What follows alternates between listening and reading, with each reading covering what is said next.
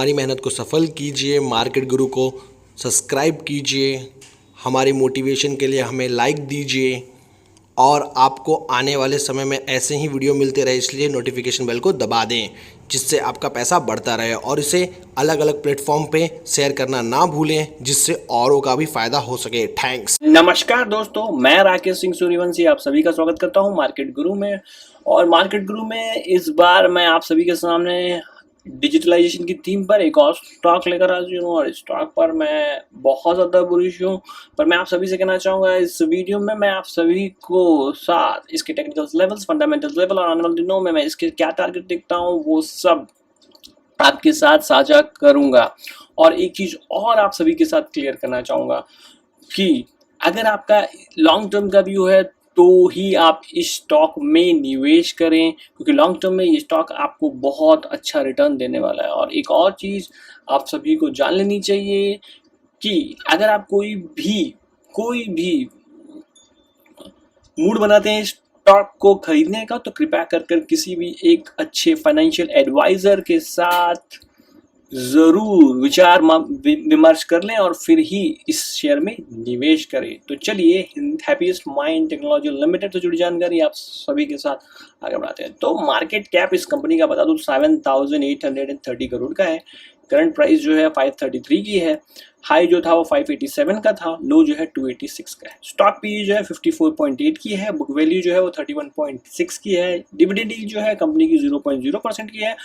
सबसे अच्छी बात अगर मैं बता दूं, इस कंपनी की रिटर्न ऑन कैपिटल एम्प्लॉयड 42.8 की और रिटर्न ऑन इक्विटी जो है 83 की है, जो काफ़ी ज़्यादा फेबुलस मानी जाएगी। अगर मैं बात करूं तो कंपनी की, तो company happiest mind technology is engage in the digital transformation for the enterprises and technology providing by delivering seamless customer experience, business efficiency and actionable insight.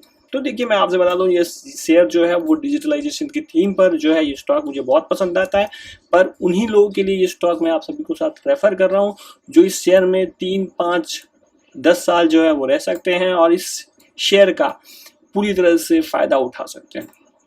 अगर मैं इसकी प्रॉन्स की बात करूं तो इस कंपनी की जो प्रॉन्स है वो है, company has reduced depth, company ने कर्जे को कम किया है। कॉन्सेंट्रेट, अगर मैं इसके कॉन्स की बात करूं तो stock is trading at 16.88 times to its stock book value. Through that company is reporting repeated profit. It is not paying out a dividend. Tax rate seems low. इस कंपनी का जो है टैक्स जो है वो लो दिखाई दे रहा है। अब अगर मैं इसकी बात करूं तो इस सेक्टर में जो है टांडला सॉल्यूशन भी आती है। ये टांडला सॉल्यूशन जो है एक डिजिटल थीम पर काम करती हैं। बाकी ये दोनों स्टॉक जो हैं उनकी जो पी है वो ज़्यादा हो सकती है, क्योंकि बाकी जितनी भी कंपनियां हैं वो एक सर्विस प्रोवाइडर हैं। इसकी वजह से इस कंपनियों का जो है पी जो है वो ज़्यादा है और आने वाले समय में ये स्टॉक जो है और हाई पी जो है वो भी कमांड कर सकती हैं। अगर मैं बात करूं तो कंपनी का जो जून 2019 में सेल्स था वो 165 करोड़ का था। और अगर मैं बात करूं तो दिसंबर 2019 में 172, यानी दिसंबर 2019 में इस कंपनी का जो है 172 करोड़ का जो था वो सेल्स था। और दिसंबर 2020 में इस कंपनी का जो सेल्स था 193 करोड़ का था। जो इंक्रीज है, मैं आप सभी से कहना चाहूँगा, जो इंक्रीज है 12 to 13% का। अब अगर मैं प्रॉफिट की बात करूँ, ओपीएम की बात करूँ, तो जो जून 2019 में कंपनी का ओपीएम 14% का था, दिसंबर 2019 में भी 14% का था। पर इस साल, इस समय इस कंपनी का जो ऑपरेटिंग प्रॉफिट मार्जिन है वो 27% का है और पिछले क्वार्टर में जो है इस कंपनी का 24% का ऑपरेटिंग प्रॉफिट मार्जिन है, जो फिर से बहुत अच्छा माना जाएगा। नेट प्रॉफिट की बात करूँ तो कंपनी ने काफी अच्छा जो है ऑपरेटिंग प्रॉफिट मार्जिन जो है अपना 3 बेसिस पॉइंट जो है वो बढ़ाया, जो बहुत अच्छी बात है। नेट प्रॉफिट की बात करूँ तो कंपनी का नेट प्रॉफिट जो 18 करोड़ का हुआ करता था, जो अगर मैं दिसंबर 2019 की बात करूँ, 2019 की बात करूँ तो 21% का था, जो सितंबर 2020 में इस कंपनी का 34 करोड़ हुआ और अब इस कंपनी का जो नेट प्रॉफिट है वो 42 करोड़ का है, जो काफ़ी ज़्यादा फेबुलस माना जाएगा। और मैं आप सभी से कहना चाहूँगा ये कंपनियां जो है वो बहुत अच्छा करेंगी आने वाले समय में। तो मैं आप सभी से कहना चाहूँगा ज़रूर खरीद लीजिएगा, खरीद के रख लीजिएगा। आने वाले समय में आपको बहुत अच्छा रिटर्न ये कंपनी देती हुई दिखाई देगी। मार्च 2019 की बात करूँ तो इस कंपनी का सेल्स जो है वो 590 करोड़ का है। मार्च 2020 की बात करूं तो 698 करोड़ का है और पिछले 12 महीने में इस कंपनी का सेल्स की बात करूं तो 739 करोड़ का है। अब अगर ऑपरेटिंग प्रॉफिट मार्जिन की बात करूं तो कंपनी का ऑपरेटिंग प्रॉफिट मार्जिन मार्च 2019 में जो था वो 9% का था, जो बढ़कर मार्च 2020 में हो गया 14% का और पिछले 3 महीने में पिछले 4 क्वार्टर में इस कंपनी का जो है ऑपरेटिंग प्रॉफिट मार्जिन जो है वो 21% का होगा। नेट प्रॉफिट की बात करूं तो इस कंपनी का नेट प्रॉफिट जो है 14 करोड़ का था मार्च 2019 में, जो बढ़कर हो गया मार्च 2020 में 2020 में 72 करोड़ का, और जो बढ़कर हो गया पिछले 12 महीने में 132 करोड़ का, जो फैबुलस माना जाएगा, जो इस कंपनी का फैबुलस माना जाएगा। अगर कंपाउंड सेल्स ग्रोथ की बात करूं तो पिछले साल कंपनी ने 18% का सेल्स ग्रोथ किया है। प्रॉफिट जो है कंपनी का मंगस बढ़ा है 208% में, जो बहुत ही अपने जितने भी पेयर्स हैं उनको बहुत अच्छी तरह से कंपनी ने मात दी है। अगर मैं कंपनी की बैलेंस शीट की बात करूं तो शेयर कैपिटल जो है 28 का था, 28 करोड़ का था, जो अभी भी 28 करोड़ का। रिजर्व जो था पहले वो माइनस में था, जो अब 436 करोड़ का हो चुका है। बोरोविंग जो थी 121 करोड़ की, जो तो कम होकर 80 करोड़ की हो चुकी है।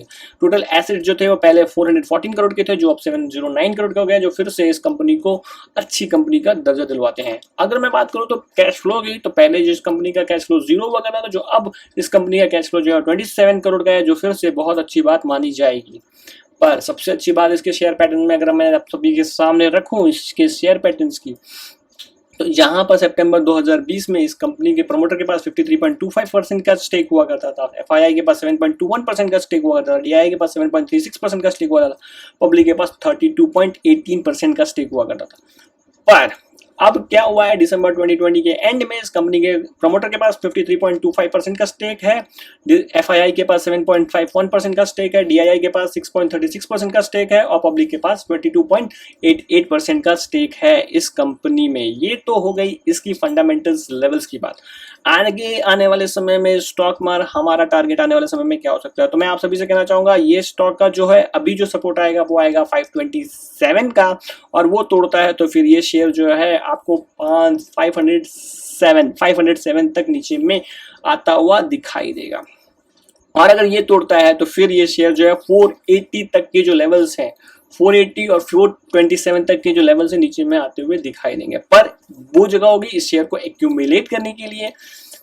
ऊपर में जो मैं टारगेट देख रहा हूं, पहला टारगेट इस शेयर का देख रहा हूं 587, जो इसका टॉप था इसको पार करना पड़ेगा। जैसे ही ये शेयर 587 को पार करेगा, आने वाले दिनों में ये शेयर 620, 650 और 700 रुपीज तक के जो टारगेट है आने वाले दिनों में आप सभी को ये स्टॉक दिखा सकता है।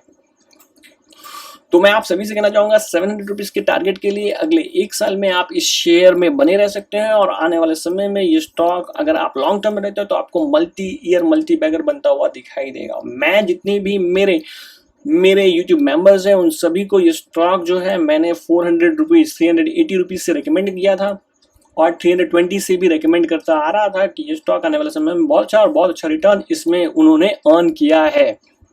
तो आप सभी को ये कहना चाहूंगा कि अगर आपको ऐसी जानकारी चाहिए तो मेरी जो चैनल की मेंबरशिप है उसे जरूर ले लें, क्योंकि वहां पर मैं ऐसी एक्सक्लूसिव जानकारियां आपके साथ शेयर करता रहता हूं। तो अगर आपको ये जानकारी हैप्पीएस्ट माइंड से जुड़ी अच्छी लगी तो मेरे चैनल को जरूर सब्सक्राइब कीजिए, लाइक कीजिए, नोटिफिकेशन बटन को दबा दीजिए, क्योंकि समय ऐसी जानकारी ऐसे स्टॉक जो आने वाले समय में मल्टी बैगर बन सकते हैं वो लाता रहता हूँ। एक चीज और कहना चाहूंगा, मेरी 3 पर्क हैं, 3 पर्क में से कोई भी एक पर्क जरूर लें, और इस चैनल को थोड़ी सी पैसे के फॉर्म में जरूर मदद करें, ताकि